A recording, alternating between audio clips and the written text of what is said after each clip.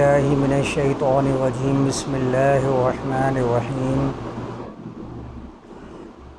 آج 28 اکتوبر 2022 ہم اپنے درس کا آغاز سورۃ البقرہ کی آیت نمبر 124 سے کریں گے۔ پچھلی کلاس کے اندر ہم لوگوں نے سورۃ البقرہ کی جو سابقہ آیات ہیں ان کے بارے میں یہ بحث پڑھی تھی کہ کس طریقے سے اللہ نے بنی اسرائیل کے جو واقعات ہیں انہیں بیان کیا۔ ان کے واقعات کو بیان کرتے ہوئے اللہ نے جو ان کا معاملہ بیان کیا تھا اس میں اقیموا الصلاۃ آتوا الزکوٰۃ ان کی تنبیہات کی، اور جس خوش فہمی کا وہ شکار تھے کہ شفاعت کا، عدل کا، اس سب کا اللہ نے آیات میں انکار کیا تھا۔ پھر آیت نمبر 122 میں دوبارہ سے اللہ نے بنی اسرائیل کو مخاطب کیا اور ان کو یہ یاد دہانی کروا دی کہ کوئی شفاعت نہیں ہے اور کوئی بھی عدل نہیں ہے اور کوئی بھی خارجی مدد نہیں ہے، جو بھی ہے وہ تمہارے اپنے اعمال کا کردہ ہے، جیسے اعمال کرو گے ویسے ہی تمہیں اس کی جزا یہ حاصل ہوگی۔ یہ نہیں ہو سکتا کہ تم اپنے آپ کو کسی سے منسوب کرو اور اس کے کرتا کا جو اس نے عمل کیا تھا اس کا صلہ تمہیں ملتا رہے، یہ ممکن نہیں ہے۔ تمہارا عمل تمہارے ساتھ ہے، ان کا عمل ان کے ساتھ ہے۔ ابھی آگے آیات کے اندر یہ اللہ نے یہاں واضح کیا ہے۔ اور اس کے بعد جن سے یہ اپنی نسبت کرتے تھے، میں اس آیت کو پہلے بھی پڑھ چکا تھا کہ وَإِذِ ابْتَلَىٰ إِبْرَاهِيمَ رَبُّهُ بِكَلِمَاتٍ فَأَتَمَّهُنَّ، کہ اس وقت کو یاد کرو جب کہ ہم نے ابراہیم کو کلمات کے ذریعے ان کو یہ مواقع فراہم کیے کہ جو اقوال وہ ادا کر رہے ہیں کیا ان کے اعمال ان اقوال کے مطابق صادر ہیں یا نہیں۔ تو اس کو اللہ نے قرآن کے اندر ابتلا کے نام سے، اس ابتلا کے لفظ سے واضح کیا ہے۔ ابتلا کا مطلب میں پہلے بھی بیان کر چکا ہوں، یعنی کہ آپ کسی کو اس کے جو اعمال ہیں ان کو جانچنے کے لیے، اس سے یہ واضح کرنے کے لیے کہ تم بھی اس کا جائزہ لے لو کہ تم واقعی اس راستے پر چل رہے ہو یا نہیں چل رہے ہو جو تم لوگوں کے سامنے بیان کر رہے ہو یا جو تم اقرار کر چکے ہو۔ اس کے لیے ابتلا کا لفظ استعمال کیا، اور کس کے ذریعے ابتلا کیا ہے؟ کلمات کے ذریعے۔ کلمات قرآن میں جگہ جگہ اللہ نے استعمال کیا ہے اس لفظ کو، یعنی کہ وہ احکام جو اللہ نے اتارے ہیں، جو احکام اللہ نے اپنے بندوں کو دیے ہیں، ان احکامات کو اللہ نے ان کو دیا ہے، کلمات ادا کیے ہیں، کلمات دیے ہیں۔ اور اللہ آگے فرماتا ہے فَأَتَمَّهُنَّ، انہوں نے ان احکامات کے اوپر عمل کر کے دکھایا، اور یہاں پر تو لفظ آیا ہے تمام کا، یعنی کہ جس حکم کو اللہ نے ان کو دیا ہے اسے مکمل کر کے دکھایا ہے اپنے عمل کے ذریعے۔ ایسے ہی نہیں مل جاتی ہے لوگوں کی امامت، انسانوں کی امامت۔ انسانوں کی امامت حاصل کرنے کے لیے بڑی تگ و دو کرنی پڑتی ہے۔ لیڈرشپ، اللہ جب یہاں پر امام کا لفظ استعمال کر رہا ہے تو امام کا لفظ تو ہمارے ہاں جو اصطلاحاً استعمال ہوتا ہے وہ تو لیڈرز کے لیے ہوتا ہے استعمال۔ کوئی بھی کسی فن کے اندر آگے بڑھ جاتا ہے اس کو امامت کے نام سے منسوب کر دیتے نا ہمارے ہاں۔ تو امام بخاری، امام مسلم، صحیح بخاری لکھنے والے جنہوں نے حدیث کے شعبے کے اندر اس زمانے میں تھوڑا سا اپنا مرتبہ آگے بڑھایا تو ان کو امامت کا درجے پر فائز کر دیا گیا۔ کسی نے جرح و تعدیل کے اندر اپنے آپ کو آگے بنا کر پیش کیا کہ میں بڑا ماہر ہوں، تو ان کو اس فن کے اندر امام قرار دینے لگ گئے۔ تفاسیر کے معاملے میں آ جائیے تو تفاسیر کے اندر جس نے کچھ جوہر دکھائے اپنے تو اس کو تفسیر کا امام کہہ دیا، لغت کے امام کہہ دیتے ہیں۔ تو امامت تو ہمارے ہاں جو استعمال ہوتی ہے وہ تو لیڈرشپس کے لیے ہوتی ہے۔ تو لیڈرشپ کیسے حاصل ہوگی؟ لیڈرشپ ایسے حاصل نہیں ہو جاتی کہ میں فلاں کا بیٹا ہوں یا میں فلاں خاندان سے تعلق رکھتا ہوں تو مجھے لیڈر تسلیم کر لو۔ یہ لیڈرشپ ایسے حاصل نہیں ہوتی ہے. لیڈرشپ حاصل کرنے کے لیے آپ کو اس کا اہل بن کے دکھانا پڑتا ہے اپنے عمل کے ذریعے. آپ کو بتانا پڑتا ہے اپنے عمل کے ذریعے کہ میرے اندر وہ جوہر موجود ہے جس کی وجہ سے میں اس کام کے لیے اہلیت رکھتا ہوں. اور یہ امامت جو ہوتی ہے، یہ اللہ نے جو انسانیت کی امامت کا ذکر فرمایا نا، انی جاعلک للناس اماما، یہ امامت ایسے حاصل نہیں کر لی تھی. بڑے معاملات سے نبرد آزما ہوئے تھے. یہ سارے واقعات کو ہمیں لکھا ہوئے ہیں کہ پوری کی پوری قومیں جو ہیں وہ ان کے خلاف کھڑی ہو گئی تھی، برسر پیکار تھی. گھر سے معاملہ شروع ہوا ہے. اپنے باپ سے کہتے ہیں یا ابتی لا تعبد الشیطان، شیطان کی تم عبادت نہ کرو. ان الشیطان کان للرحمن عصیا، شیطان جو سرکشی ہوتی ہے یہ تو رحمان کی نافرمانی کی حالت میں ہوتی ہے.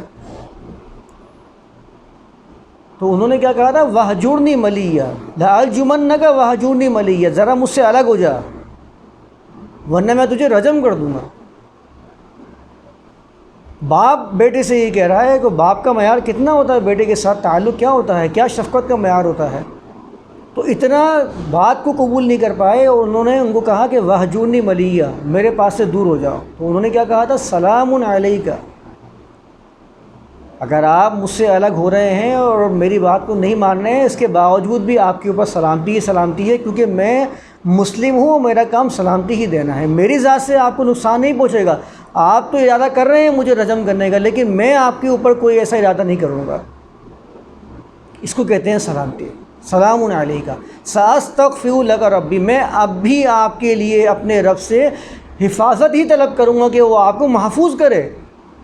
جن مضر اثرات، جن نقصان زدہ اعمال کو آپ کر رہے ہیں ان کے نتائج سے آپ کو محفوظ کرے. میں اللہ سے ہمیشہ یہی چاہوں گا، میں آپ کے لیے برائی نہیں چاہوں گا، کیونکہ آپ کا اور میرا رشتہ بھی ہے ایک.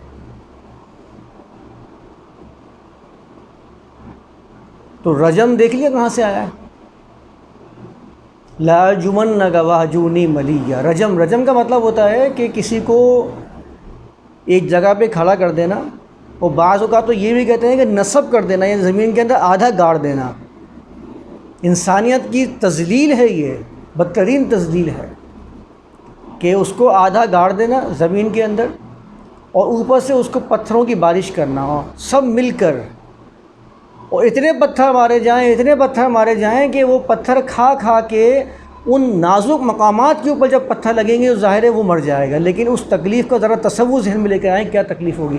ایسا تو جانوروں سے کرنے سے منع فرمایا نا حدیث کے اندر کہ جانوروں کے ساتھ یہ نہ کرو کہ تم ان کو کھڑا کر کے ان کے اوپر پتھر مارا کرو، شکار کیا کرو. یہ حدیثیں تو پیش کرتے ہیں جانوروں کے لیے، اور اس کے مقابلے میں وہ روایت پیش کرتے ہیں جس میں فرماتے ہیں کہ اللہ کے رسول نے فرمایا، کہ اللہ کے رسول کہتے ہیں کہ جب کوئی زانی زنا کرے، مرد شادی شدہ، تو اس کو کھڑا کرو، اس کو رجم کر دو. صحیح بخاری کی روایت ہے نا کہ اگر کوئی شادی شدہ مرد جو ہے وہ زنا کرے یا شادی شدہ عورت زنا کرے تو اس کو چوراہے پہ لاؤ اور پتھر مار مار کے اس کو رجم کر دو. اور اس پر مستزاد یہ ہے کہ کہتے ہیں کہ قرآن کی آیت تھی، یہ قرآن کے اندر موجود تھا حکم جو بعد میں منسوخ کر دیا گیا. آیت منسوخ ہو گئی ہے، حکم جاری ہے. تو حکم جاری رکھنا تھا تو آیت کو منسوخ کرنے کا مطلب کیا تھا؟ اگر آیت ہوتی تو آج ماننے والے ہزاروں لاکھوں کی تعداد میں ہوتے. آپ نے بتایا کہ آیت منسوخ کر دی گئی، آپ کی کون مانے گا؟ یہ عمر بن خطاب سے روایت نقل کی جاتی ہے صحیح بخاری کے اندر کہ اللہ کے رسول کے زمانے میں رجم کیا جاتا رہا ہے مردوں عورتوں کو جو زنا کرتے تھے. اور بڑے بڑے واقعات ہیں اس کے اوپر. واقعہ بیان کیا جاتا ہے صحیح بخاری کے اندر کہ ایک عورت اپنے ساتھ آئی ہے، اس نے کہا میں نے زنا کر لیا ہے، آپ مجھے رجم کر دیں. تو اللہ کے رسول نے فرمایا جا، ابھی تیرے پیٹ میں بچہ ہے تو میرے بچے کو پیدا کر کے آئیے، پھر جو ہے وہ رجم کیا جائے گا. تو یہ رجم کہاں سے آیا ہے؟ اور رجم قرآن میں جہاں جہاں آیا ہے نا وہ دیکھ لیجیے کس سے منسوب ہے. نوح رسول اللہ کے زمانے کے اندر لوگوں نے نوح سے کہا تھا کہ ہم تمہیں رجم کر دیں گے. اس زمانے کے اندر کون تھے؟ مخالفین. یہ تو مخالفین کا کام تھا رجم کرنا. ابراہیم رسول اللہ کے واقعے میں آیت پڑھ دی میں نے، لا ارجمنک وہجرنی ملیہ، سورہ مریم کی. تو انہوں نے ان کو رجم کرنے کی دھمکی دی ہے. اور بھی دیگر انبیاء کے واقعات جو قرآن میں آئے ہیں وہاں پر رجم کرنے کا لفظ ہمیشہ مخالفین کی طرف سے آیا ہے، ان لوگوں کی طرف سے جو محرف احکام پہ عمل کرنے والے اور کتاب اللہ کے مکمل طور پر خلاف ورزی کرنے والے ہیں. اور اس مخالفین کی سزا کو اسلام کی لبادہ اڑا کر اسلام کے اندر داخل کرنے کی کوشش کی گئی ہے۔ کہاں کہاں سے لے کر آتے ہیں چیزوں کو، اسلام کے اندر داخل کرنے کی کوشش کرتے ہیں۔ پچھلے سیشن کے اندر میں 5 تن کے بارے میں بیان کر رہا تھا کہ وہ 5 تن بیان کیے جاتے ہیں، پاک تن۔ تو یہ بھی مختلف مذاہب کے اندر موجود ہے، وہاں سے یہ اخذ کر کے 5 تن لے کر آئے ہیں، 1 دیوی اور 4 دیوتا۔ سورہ نوح کا واقعہ نہیں پڑھا؟ سورہ نوح کے اندر آیا نا، وَدًّا وَلَا سُوَاعًا وَيَغُوثَ وَيَعُوقَ وَنَسْرًا، تمہارے جو 5 خدا ہیں ان کے اوپر ڈٹے رہنا، ان کو چھوڑنا نہیں ہے۔ وہ بھی 5 تھے، پورا واقعہ قرآن نے بیان کیا سورہ نوح کے اندر۔ اور آج بھی دیگر مذاہب میں ذرا سرچ کر لیجیے انٹرنیٹ پہ جا کے، پارسیوں کے 5 تن ہیں، ہندوؤں کے 5 تن ہیں، مختلف مذاہب کے اندر 5 تن پاک کا نظریہ موجود ہے، وہاں سے اس کو اخذ کر لیا۔ ایسے مختلف نظریات کو اخذ کر کے اسلام کا لبادہ اڑاتے ہیں، اور اللہ ایسے لوگوں کے بارے میں فرماتا ہے یلوون السنتہم بالکتاب، یلوون السنتہم، اپنی زبانوں سے بل دیتے ہیں۔ لیواؤن کہتے ہیں عربی زبان کے اندر جھنڈے کو، کیونکہ جھنڈا جو ہے نا وہ ہل رہا ہوتا ہے، اس میں بل آ رہا ہوتا ہے۔ رسی 2 رسیوں کو لے کے آپس میں بل دیا جائے، دونوں معلوم ہوتا ہے کہ ایک ہی رسی بن گئی ہیں۔ تو اللہ کی کتاب کے ساتھ دیگر چیزوں کو بل دینے کی کوشش کرتے ہیں، لِتَحْسَبُوهُ مِنَ الْكِتَابِ وَمَا هُوَ مِنَ الْكِتَابِ، تاکہ تم لوگ اسے گمان کرو کہ یہ کتاب سے ہے، وَمَا هُوَ مِنَ الْكِتَابِ، یہ کتاب سے نہیں ہوتا، لیکن وہ بل ایسے دے دیتے ہیں کہ لگتا ہے کہ ایک ہی چیز ہے۔ وَيَقُولُونَ، کہتے ہیں هُوَ مِنْ عِنْدِ اللَّهِ، یہ اللہ کی طرف سے ہے، وَمَا هُوَ مِنْ عِنْدِ اللَّهِ، یہ اللہ کی طرف سے نہیں ہے، اللہ خود فرما رہا ہے۔ وَيَقُولُونَ عَلَى اللَّهِ الْكَذِبَ وَهُمْ يَعْلَمُونَ، جانتے بوجھتے ہیں لیکن اللہ پر جھوٹ کرتے ہیں۔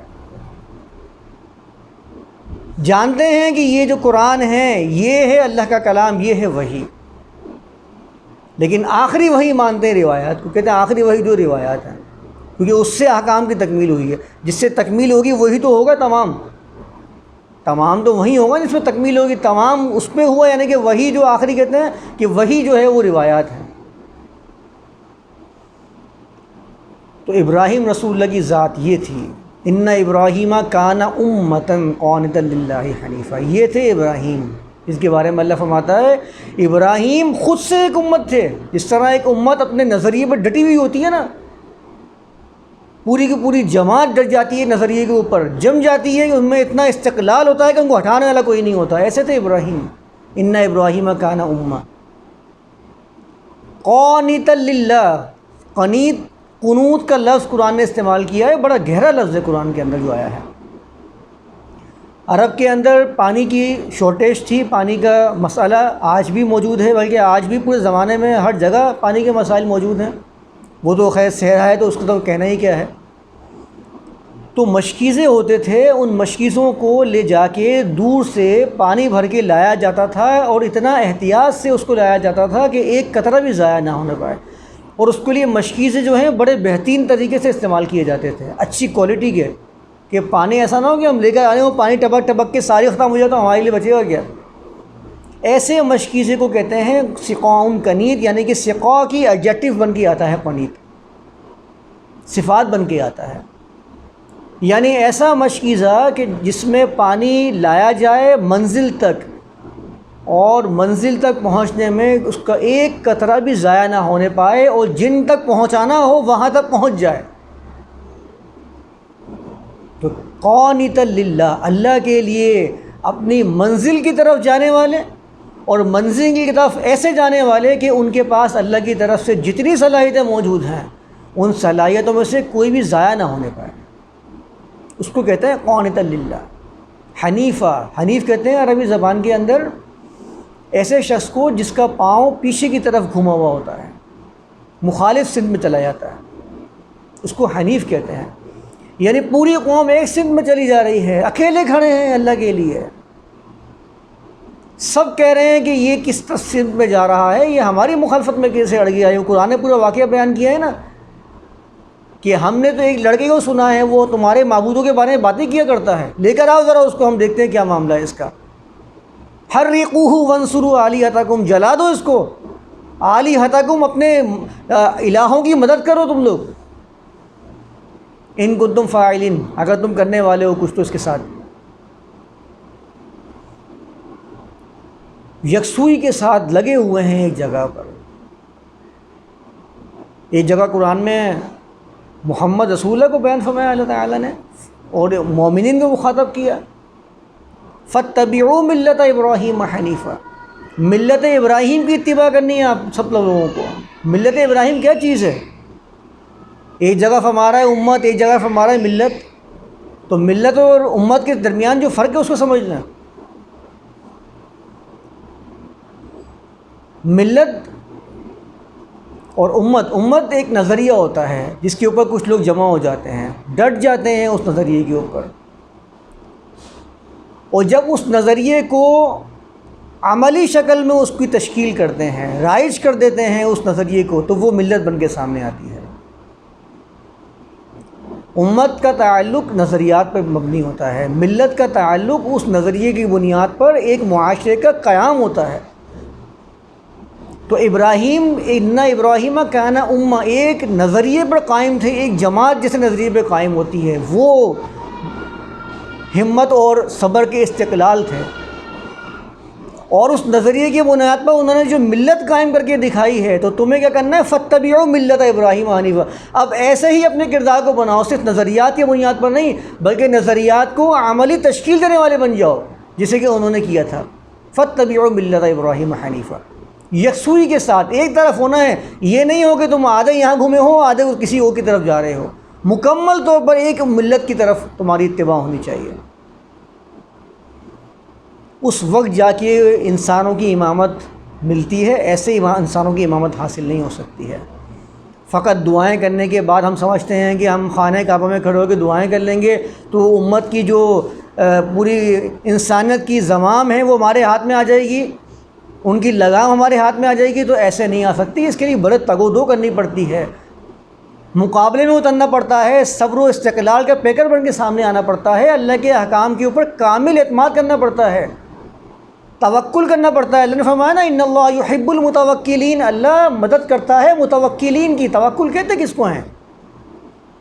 آپ کبھی دیکھیں کہ آسمان پہ اڑنے والے جہاز سے کوئی شخص ایک پیراشوٹ کے اوپر اتنا اعتماد کرتا ہے کہ اس پہ چھلانگ لگا لیتا ہے، اس کو کامل بھروسہ ہوتا ہے کہ میں نیچے نہیں گروں گا، مروں گا نہیں، مجھے جہاں اترنا ہے میں وہاں اتر کے رہوں گا۔ اس اعتماد کو توکل کہتے ہیں عربی زبان کے اندر۔ اتنا کامل بھروسہ جب اللہ کی ذات پہ ہو جائے، اللہ کے احکام پہ ہو جائے، کہ جس کام پہ نکلا ہوں، جس مشن پر چل رہا ہوں، اس مشن پہ ناکامی میرا مقدر نہیں بن سکتی۔ ہاں یہ ہو سکتا ہے کہ نتائج دیر سے مرتب ہوں، یہ نہیں ہو سکتا کہ نتائج مثبت نہ آئیں اور منفی آنا شروع ہو جائیں، یہ ممکن نہیں ہے۔ انی جاعلک للناس اماما، اس وقت جب انہوں نے تمام کر دیا اللہ کے احکام کے اوپر عمل کر کے دکھایا، اس کے بعد اللہ نے فرمایا تھا انی جاعلک للناس اماما، اب میں تجھے انسانیت کا امام بنانے والا ہوں۔ امام کا مطلب بھی میں پہلے ڈسکس کر چکا ہوں کہ امام کہتے ہیں کس کو عربی زبان کے اندر۔ ہمارے ہاں تو لیڈرشپ کے لیے استعمال کیا جاتا ہے، لیڈرز بھی نہیں جانتے کہ امامت کیا ہوتی ہے۔ لیڈرز تو آج کل وہ باس بن چکے ہیں جن کے عزت و شان عام لوگوں سے زیادہ ہوتی ہے، وہ یہ بھول چکے ہیں کہ امامت کہتے کس کو ہیں۔ امامت تو وہ ہوتی ہے کہ جس کی بنیاد پر پوری جماعت چل رہی ہوتی ہے، اس کا کردار، اس کے احوال انسانیت کے لیے ایک مثال بن جاتے ہیں، اس کو امام کہتے ہیں۔ کیونکہ امام تو وہ ایک آلہ ہوتا ہے نا جس کے ذریعے عمارت کو کھڑا کرا جاتا ہے، تو عمارت کھڑی جس کی بنیاد پر ہو رہی ہے تو اس کا کردار کیسا ہونا چاہیے۔ وہ مزدور جو ہے وہ ایک ایک چیز کو چیک کر رہا ہوتا ہے، کہیں خم تو نہیں آ گیا دیوار کے اندر، کہیں دیوار جو ہے وہ ٹیڑھی تو نہیں ہو رہی ہے، بالکل صحیح استوار ہو رہی ہے دیوار یا نہیں ہو رہی ہے۔ اس امام کو اس آلے کو امام کہا جاتا ہے۔ اور ابراہیم رسول اللہ کے بارے میں اللہ فرماتا ہے انی جاعلک للناس اماما، میں تجھے انسانیت کا امام بنانے والا ہوں۔ تو ہمیں اگر انسانیت کی امامت چاہیے تو پھر ہمیں اپنے اعمال کو درست کرنا پڑے گا۔ فقط دعاؤں سے، اپنی نسبتیں جوڑ لینے سے یا چند خانقاہوں میں عبادات کرنے سے یہ امامت حاصل نہیں ہو سکتی انسانیت کی۔ قال انی جاعلک للناس اماما قال ومن ذریتی، ابراہیم رسول اللہ نے اس کے بعد کہا اور میری اولاد میں سے بھی امامت ملے گی لوگوں کو۔ اللہ نے کیا جواب دیا؟ قال، اس نے فرمایا لا ینال عہد الظالمین، جو میرا عہد ہے وہ ظالمین تک نہیں پہنچ سکتا۔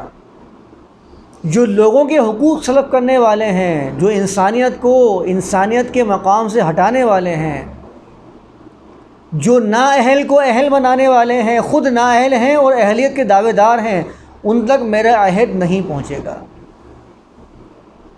بالکل واضح کر دیا قرآن نے کہ فقط تم اپنی نسبتیں کتنی ہی جوڑتے رہو، تمہاری نسبتوں کو جوڑنا تمہیں انسانیت کی امامت نہیں دلوا سکتا۔ اگر تمہیں انسانیت کی امامت چاہیے تو تمہیں ویسے ہی عمل کرنا پڑے گا جیسے کہ ابراہیم نے اللہ کے کلام کو پورا کر کے دکھایا۔ اس بنیادی نقطے کو یاد رکھیے گا، ذرا آگے والی آیات کے لیے بڑا کام آنے والا ہے۔